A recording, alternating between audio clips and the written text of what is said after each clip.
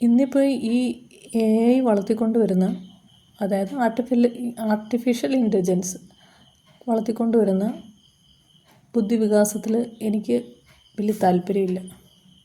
ഞാൻ പണ്ടേ ഇങ്ങനെ വരച്ച് വളർന്നതാണ്. 4ാം ക്ലാസ്സിൽ പഠിക്കുമ്പം ഒരു കൊച്ചു തത്തയെ വരച്ചാണ് എൻ്റെ വര വളർന്നത്. അതിനൊപ്പം ആ തത്തയും വളർന്നു.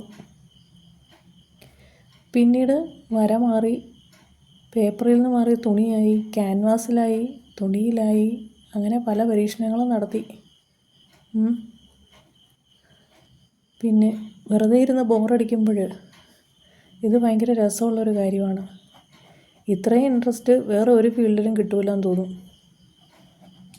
പിന്നെ വെറുതെ ഉറക്കം വരാതിരിക്കാനും ഉറക്കത്തെ നിയന്ത്രിക്കാനും ഒക്കെ വളരെ നല്ലൊരു ഉപാധിയാണ് വര. ആരും പറഞ്ഞിട്ടോ പ്രചോദിപ്പിച്ചിട്ടോ അല്ല, തനിയെ കണ്ടുപിടിച്ചതാണ്. എന്നിനുള്ളിൽ എവിടെയോ ഒരു വര കിടപ്പുണ്ടെന്ന്.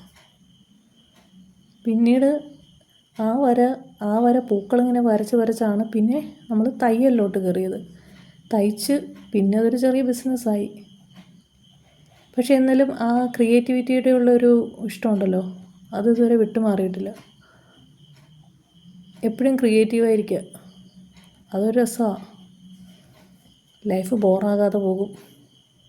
പിന്നെ ക്യാൻവാസ് ചെയ്തുകൊണ്ട് ഇപ്പോൾ സത്യം പറഞ്ഞാൽ ക്യാൻവാസ് ചെയ്യാൻ ഇപ്പോഴും സമയം കിട്ടാറില്ല.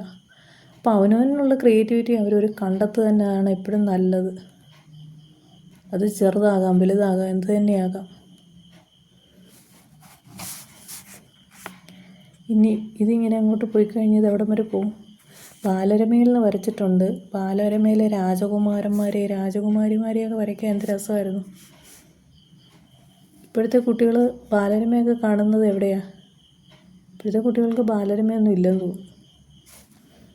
എന്നിരുന്നാൽ തന്നെയും വരച്ച് വളരുന്നതാണ് നല്ലതെന്ന് എൻ്റെ അഭിപ്രായം. ഇതൊരു സിമ്പിൾ ഡ്രോയിങ് കേട്ടോ, ചുമ്മാ നിങ്ങളോടൊന്ന് ഷെയർ ചെയ്യാൻ വേണ്ടി ഞാൻ ചെയ്തെന്നേ ഉള്ളൂ, ഒരു രസത്തിന്.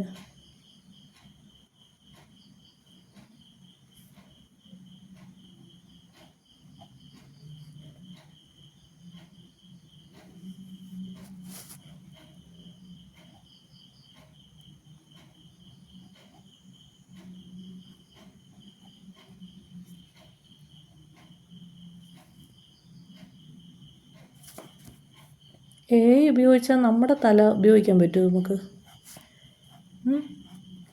നമ്മുടെ തല ഉപയോഗിച്ചെങ്കിലല്ലേ നമുക്ക് കുറേ കാര്യങ്ങൾ ചിന്തിക്കാനും പ്രവർത്തികമാക്കാനും പറ്റുള്ളൂ. അല്ലെങ്കിൽ പിന്നെ എന്തിനാണ് നമ്മളായിട്ട് ജീവിക്കുന്നതല്ലേ? കുറേ മെഷീൻസ് മാത്രം മതിയായിരുന്നല്ലോ ലോകത്ത്.